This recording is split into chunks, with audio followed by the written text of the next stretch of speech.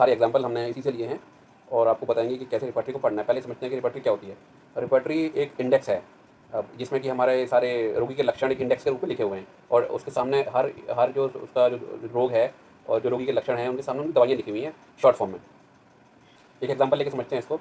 मान लीजिए कि रोगी को पेट में जलन है, तो हम जाएंगे पेज नंबर 1 पे, वहाँ लिखा हुआ है एब्डोमेन, और एब्डोमेन सेक्शन में अगर हम जाएंगे राइट साइड में नीचे तो वहाँ पर लिखा हुआ है बर्निंग, तो एब्डोमेन बर्निंग पढ़ेंगे इसको। इसका मतलब है कि पेट में जलन है। तो और उसके सामने क्या लिखी हुई है? दवाइयाँ लिखी हुई हैं उसकी शॉर्ट फॉर्म में।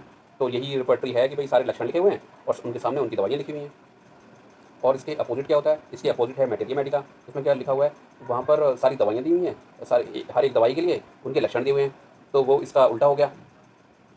रिपर्टरी में सारे लक्षणों के लिए दवाइयाँ हैं और मैटेरिया मेडिका में सारी सारी दवाइयों के लिए लक्षण हैं। क्योंकि हमारा आज का टॉपिक मैटेरिया मेडिका नहीं है तो हम उसको अभी डिस्कस नहीं करेंगे, हम केवल आज रिपर्टरी के बारे में ही पढ़ेंगे।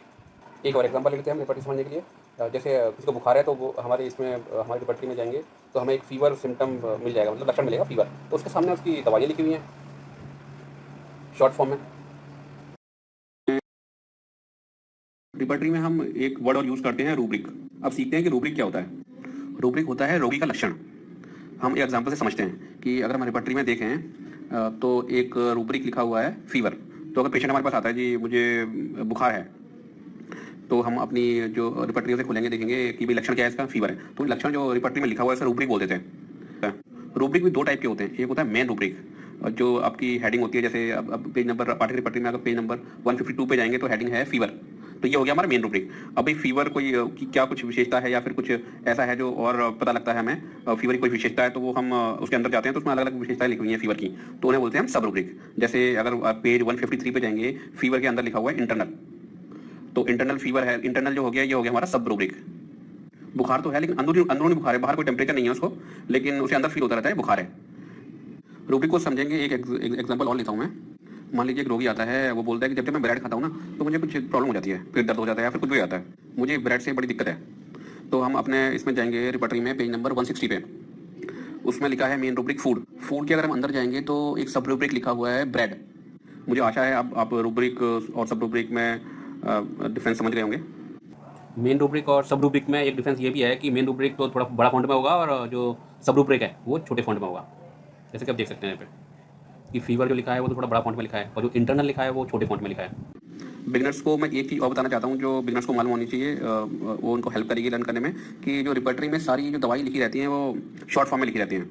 जैसे आप पेज नंबर 1 पे देखेंगे पाठ्य रिपर्टरी में, तो उसमें एब्डोमेन में लिखा हुआ है बहुत सारी मेडिसिन, बट वो शॉर्ट फॉर्म में लिखी हुई है, जैसे ARS। तो ARS का मतलब है आर्सेनिक।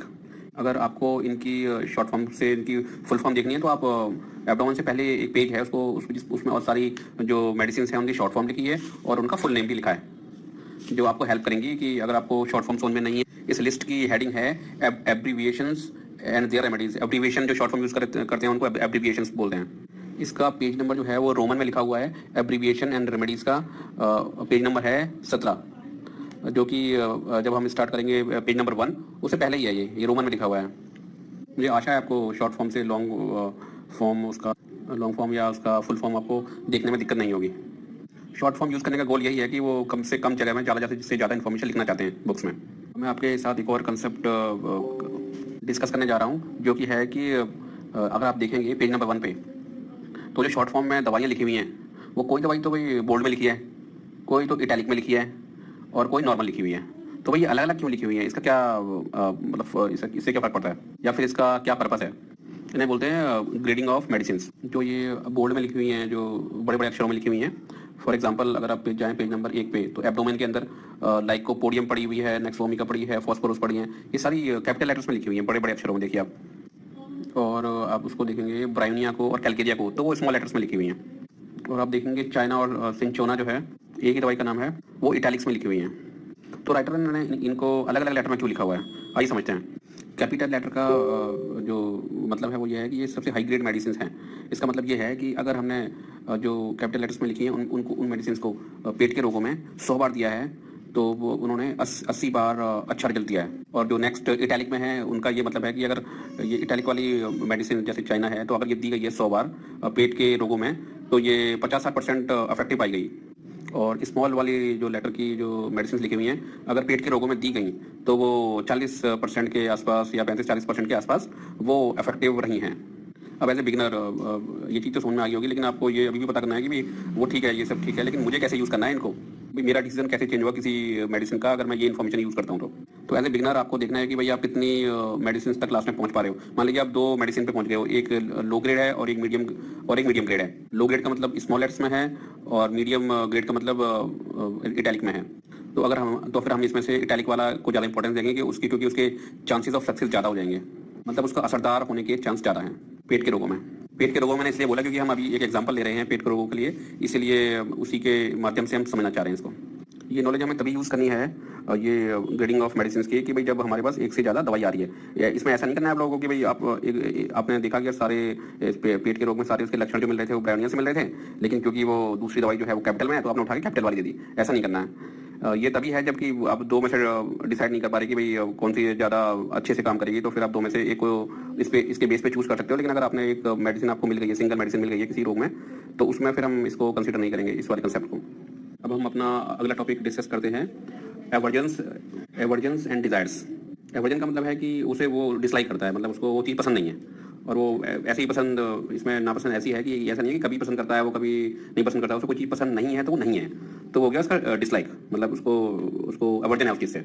अगर आप जाएंगे पेज नंबर 24 पे तो देखेंगे कि उस पर लिखा हुआ है एवर्जन्स के अंडर, एवर्जन है आपका मेन रूब्रिक यहाँ पर, और इसके अंदर लिखा हुआ है एप्पल्स।